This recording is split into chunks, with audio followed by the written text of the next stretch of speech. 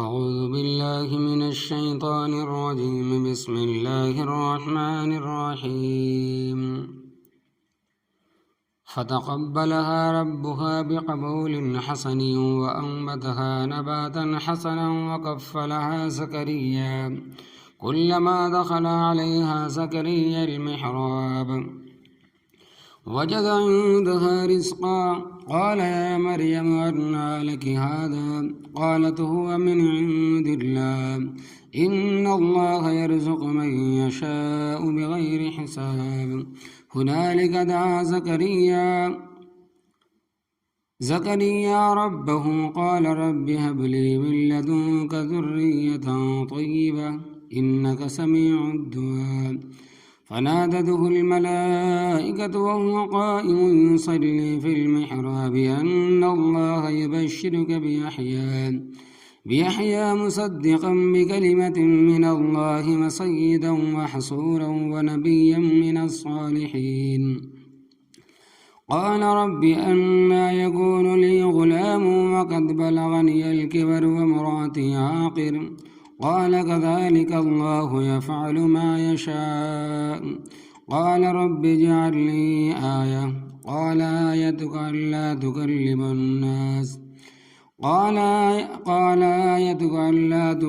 الناس ثلاثة أيام إلا رمزا واذكر ربك كثيرا وسبح بالعشي والإبكار. لفظی ترجمہ فتقبلها پس قبول کیا اس کو ربها بقبول حسن اس کے رب نے اچھے طریقے سے قبول کرنا.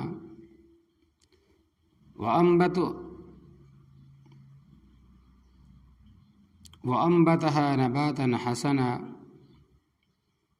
اور اس کو بڑھانا اچھی طریقے سے.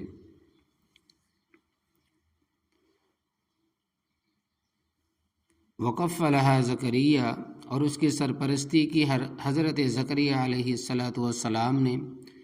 كُلَّمَا دَخَلَ عَلَيْهَا زَكَرِيَّا الْمِحْرَابَ جب کبھی بھی داخل ہوتے حضرت زکریا علیہ السلام اس کے پاس کمرے میں وجد عندها رزقا پاتے تھے اس کے پاس رزق. قال یا مریم فرمایا کہ اے مریم انا لکی هذا کہاں سے آیا ہے یہ تیرے پاس رزق. قالت ہوا من عند اللہ وہ کہتی تھی کہ وہ اللہ تبارک و تعالیٰ کی طرف سے آیا ہے. ان اللہ یرزق بے شک اللہ تبارک و تعالیٰ رزق دیتا ہے من یشاء جس کو چاہے بغیر حساب کے. ہنالک دعا زکریا ربہ اس کی جگہ میں دعا کی حضرت زکریا علیہ السلام نے اپنے رب سے. قال ربی حبلی فرمایا کہ اے میرے رب دے مجھے من لدنک ذریۃ طیبہ اپنی طرف سے اولاد ستھری یعنی کہ صاف ستھری پاک اولاد.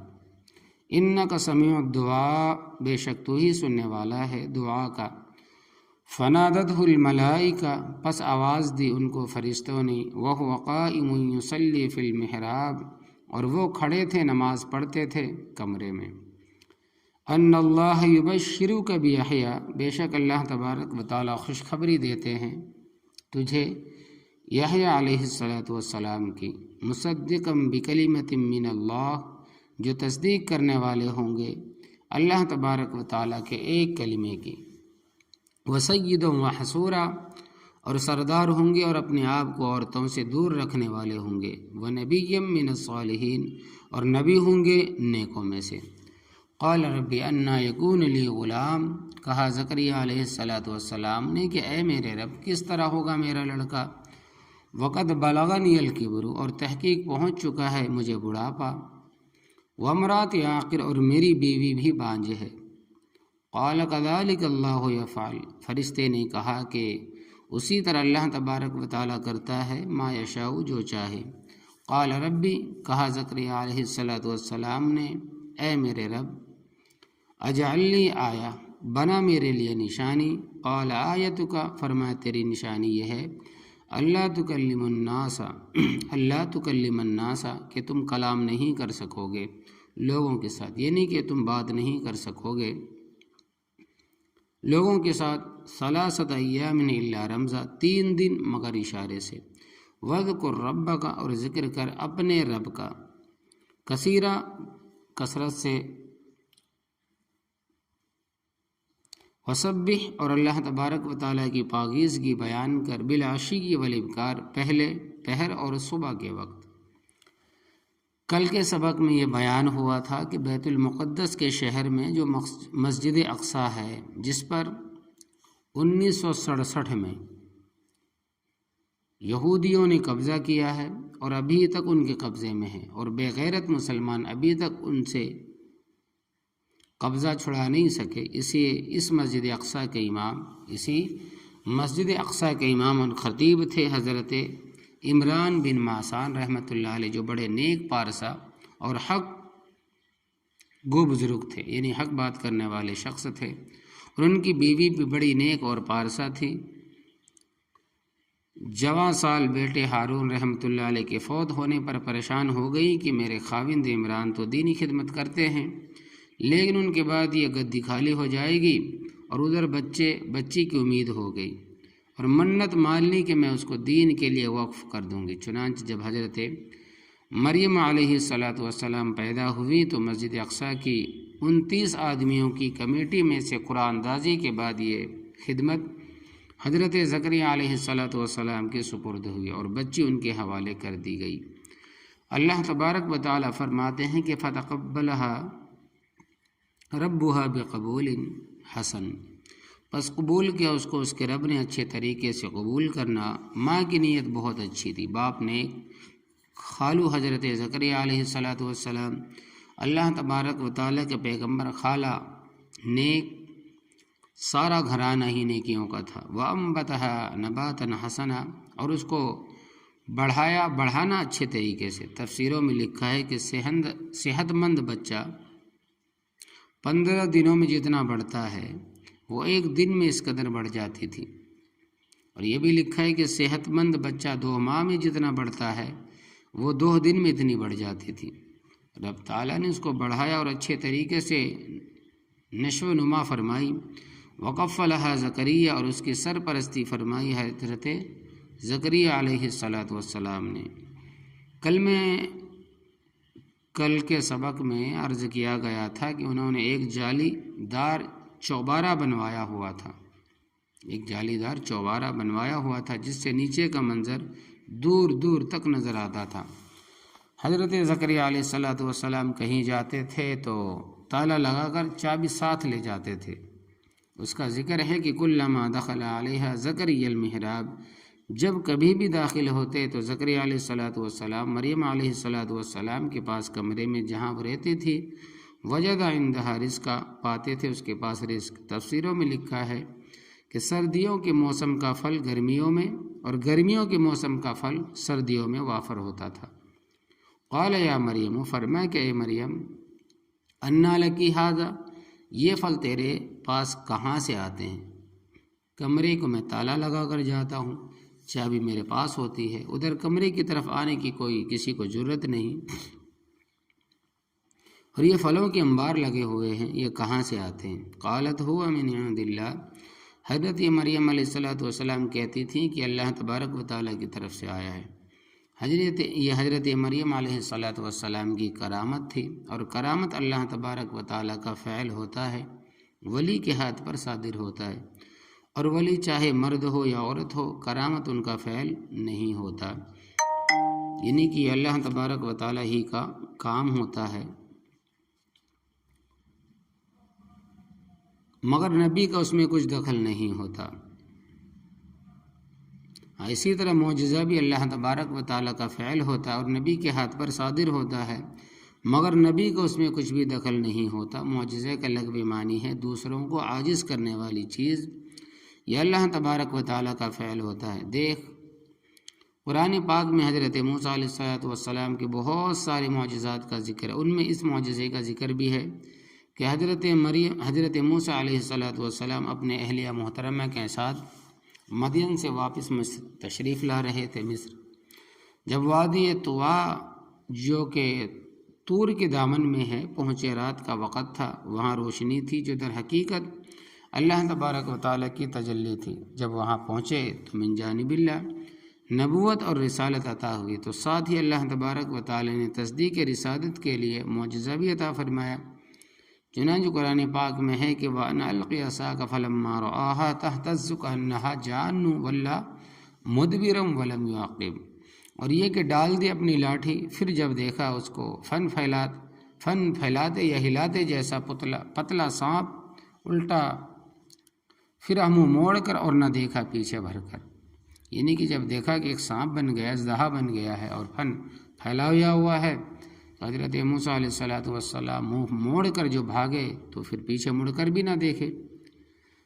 پہلے لاٹھی پتلا سانپ بن جاتی تھی اور بڑھتے بڑھتے اژدہا کی شکل اختیار کر لیتی تھی، جیسا کہ دوسرے مقام پر ہے کہ ثعبان مبین، بڑا اژدہا کے الفاظ آئے ہیں۔ یہ یوں کہہ لے کہ ابتدائی طور پر پتلا سانپ اور فرعون کے پاس بڑا اژدہا ہو کر وہ لاٹھی نمودار ہوئی، حالانکہ رب تعالیٰ نے فرمایا کہ اے موسیٰ تیرے ہاتھ میں کیا ہے، جب کہ رب تعالیٰ کو علم تھا، مگر موسیٰ علیہ السلام کو تنبیہ فرمائی کہ دیکھ لے، کہیں ایسا نہ ہو کہ جب یہ سانپ بنے تو تجھے خیال ہو کہ میں لاٹھی کی جگہ سانپ اٹھائے پھرتا ہوں۔ فرمایا کہ میری لاٹھی ہے، فرمایا پھینک دے، جب پھینکی تو پتلا سانپ بن گیا۔ سانپ نے ادھر ادھر دوڑنا شروع کر دیا، حضرت موسیٰ علیہ السلام نے بھی دوڑنا شروع کر دیا،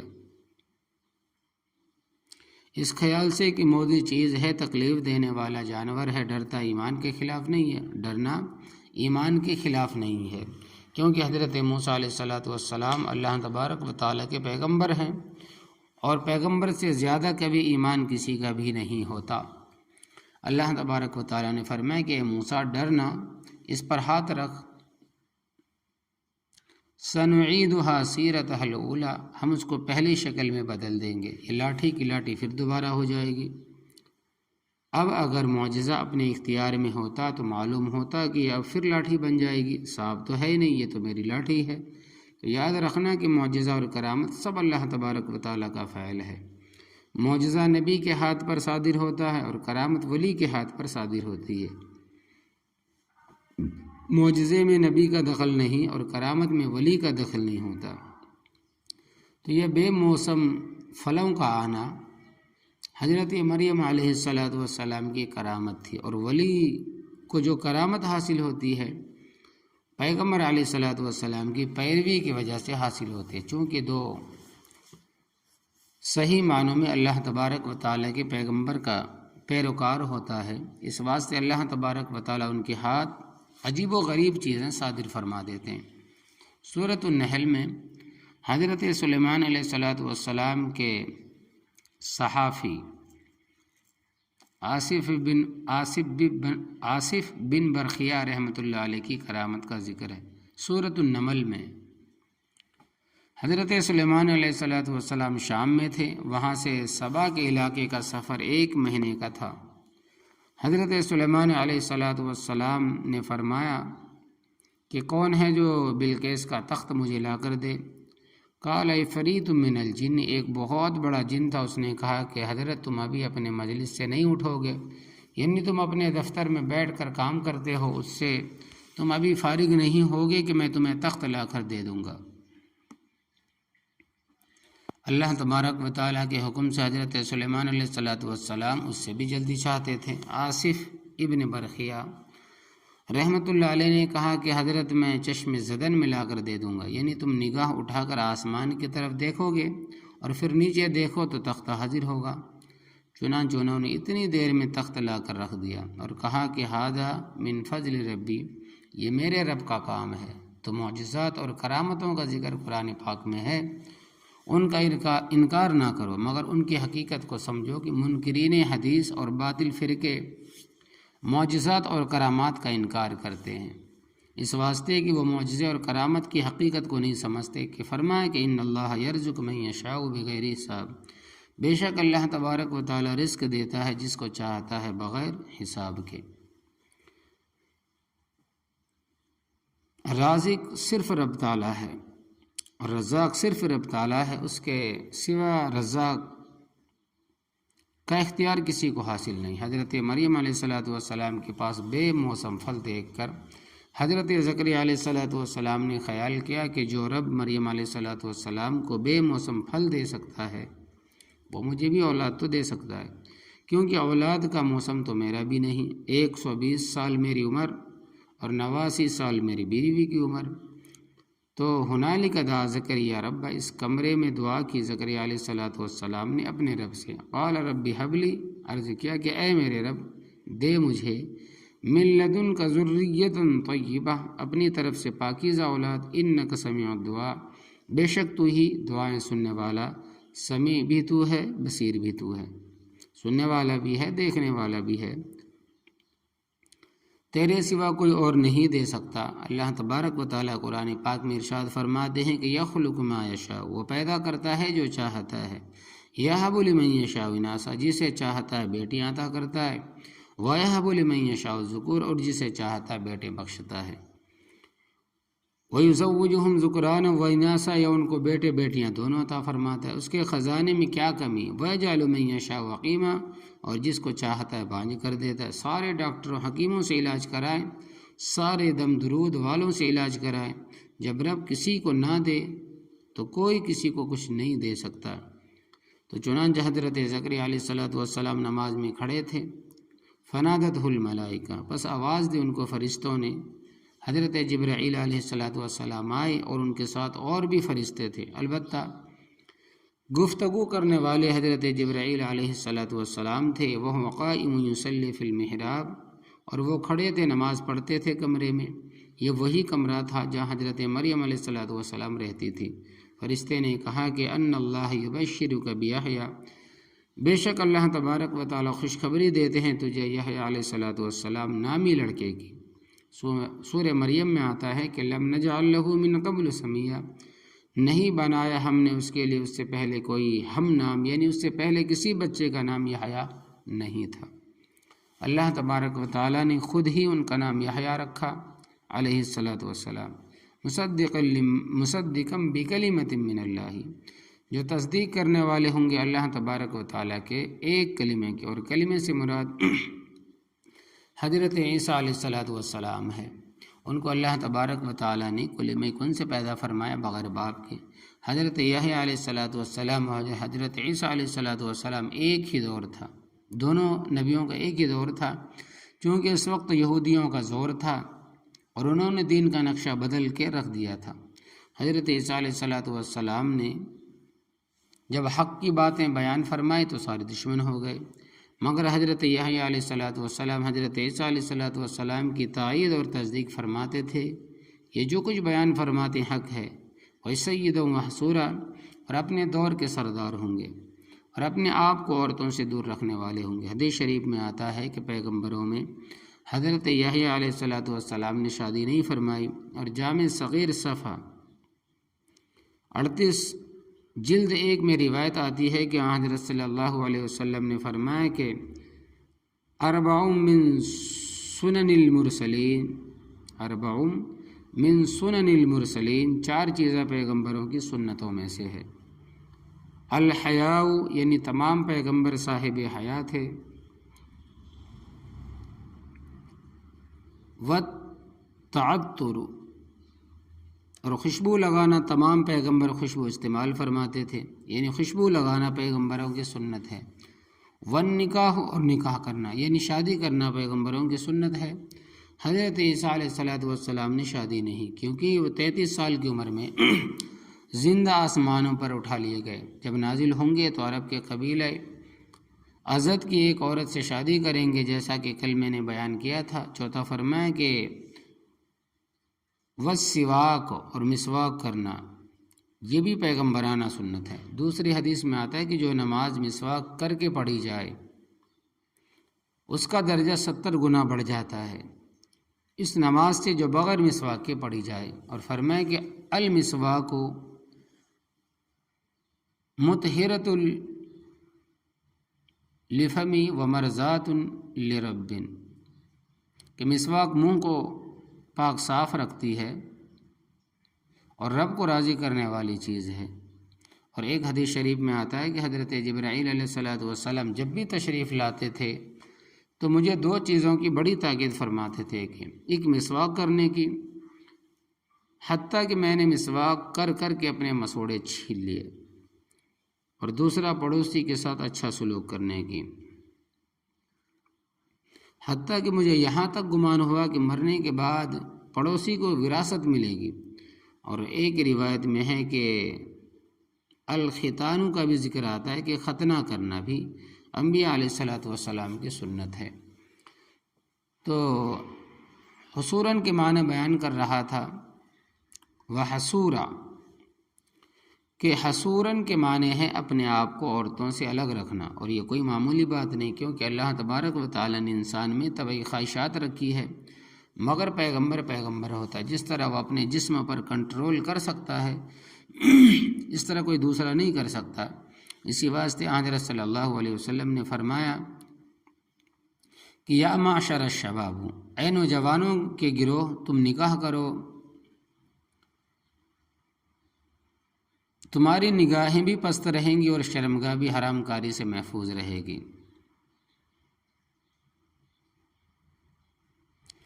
اغض للبصر واحسن للفرج، اغض للبصر واحسن للفرج، تمہاری نگاہیں بھی نیچے رہیں گی اور شرمگاہ بھی حرام کاری سے محفوظ رہے گی۔ اور فرمایا کہ جس کو شادی کی توفیق نہ دی گئی ہو اس کو چاہیے کہ مسلسل روزے رکھے، روزوں کی برکت سے خواہشات میں کمی آئے گی۔ اور فرماتے ہیں کہ اگر جوان ہے، شادی کی توفیق ہوتے ہوئے تاخیر گناہ ہے۔ وَنَبِيٌّ مِّنَ الصَّالِحِينَ، اور نبی میں سے، نبی سارے ہی نیک ہوتے ہیں، نبیوں سے بڑھ کر کوئی نیک نہیں ہو سکتا۔ دعا کی قبولیت پر حضرت زکریا علیہ الصلوۃ والسلام تعجب میں مبتلا ہو گئے کہ بظاہر اسباب ایسے نہیں ہے کہ اولاد ہو سکے، کیونکہ وہ خود بوڑھے ہو چکے تھے اور بیوی بھی بانجھ تھی، تاہم وہ کیفیت معلوم کرنا چاہتے تھے کہ قال رب انا یکون لی غلام، کہا زکریا علیہ الصلوۃ والسلام نے، اے میرے رب کس طرح ہوگا میرا لڑکا، وقت بلغنی الکبر، اور تحقیق پہنچ چکا ہے مجھے بڑھاپا، سر کے بال اور داڑھی سفید ہو گئی، یعنی سر کے بال اور داڑھی کے بعد سفید ہو گئے۔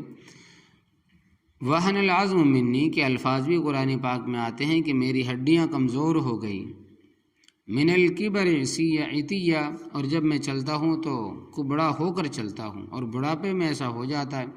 وامرأتی عاقر، اور بیوی میری جس کا نام رحم اللہ تھا بانجھ ہے۔ قال كذلك يفعل اللہ، قال كذلك اللہ يفعل ما يشاء، فرشتے نے کہا کہ اسی طرح اللہ تبارک و تعالیٰ کرتا ہے جو چاہتا ہے۔ مطلب یہ ہے کہ فرشتے نے کہا کہ اللہ تبارک و تعالیٰ کے پیغمبر میں خود نہیں آیا، مجھے اللہ تبارک و تعالیٰ نے بھیجا ہے۔ قال ربی، کہا زکریا علیہ الصلوۃ والسلام نے کہ اے میرے رب، اجعل لی آیا، میرے لیے کوئی نشانی مقرر فرما دے جس سے میں سمجھ جاؤں کہ میری بیوی امید سے ہے۔ دیکھو، پیٹ کی خبر اللہ تبارک و تعالیٰ کا پیغمبر بھی نہیں جانتا، اور پھر عجیب بات ہے کہ اپنی بیوی کے متعلق نہیں جانتا، اور یہاں لوگ دعویٰ کرتے ہیں کہ ولی بھی پیٹ کی چیزیں جانتے ہیں، حالانکہ زکریا علیہ الصلوۃ والسلام اللہ تبارک و تعالیٰ کے پیغمبر ہے، اور پیغمبر سے بڑھ کر کس کی حیثیت ہے۔ قال آیتک، فرمایا تیری نشانی یہ ہے کہ اللہ تکلم الناس، کہ تو کلام نہیں کر سکے گا لوگوں کے ساتھ، ثلاثۃ ایام، 3 دن، اور دوسری جگہ لیالیہ کا لفظ بھی آئے گا 3 راتیں، تو پھر مطلب یہ بنے گا کہ تم 3 دن اور 3 راتیں جب لوگوں کے ساتھ کلام کرنا چاہو گے تو تمہاری زبان نہیں چلے گی، الا رمزا، مگر اشارے کے ساتھ لوگوں کو سمجھاؤ گے کہ وضو کرو، نماز پڑھو۔ تو جب یہ کیفیت ہو تو سمجھ جانا کہ میری بیوی با امید ہو گئی۔ وَاذْكُر رَبَّكَ كَثِيرًا، اور ذکر کر اپنے رب کا کثرت سے، یعنی اللہ تبارک و تعالیٰ کا ذکر کرو، حمد کرو اپنے رب کا بہت زیادہ کثرت سے۔ وَسَبِّحْ، اور اللہ تبارک و تعالیٰ کی پاکیزگی بیان کر، تسبیح پڑھ، سبحان اللہ بحمدہ، حدیث شریف میں آتا ہے کہ سبحان اللہ بحمدہ افضل الکلامی ہے، ہمیں اور آپ کو اس کا ذکر کثرت کے ساتھ کرنا چاہیے۔ اور بخاری شریف کے ایک روایت میں آتا ہے کہ افضل الکلمات اربعن، 4 کلمے بڑے افضل ہیں، سبحان اللہ والحمد للہ ولا الہ الا اللہ واللہ اکبر۔ ان کلمات کا ذکر وضو ہو یا نہ ہو کیا جا سکتا ہے، گاڑی میں بیٹھے ہوئے، گھر میں بیٹھے ہوئے، لیٹے ہوئے ہو، چل پھر رہے ہو، کام کر رہے ہو، ہر حال میں کیا جا سکتا ہے۔ دیکھو کتنی سہولت رب تعالیٰ نے دی ہے۔ تو فرمایا کہ رب کی تسبیح بیان کر بالعشی، پچھلے پہر، دوپہر کے بعد کا جو وقت ہے اس کو عربی میں عشی کہتے ہیں، والابکار، اور پہلے پہر بھی رب کا ذکر کر۔ مطلب یہ ہے کہ صبح و شام رب کے ذکر میں مشغول رہ۔ تو اللہ عمل کی توفیق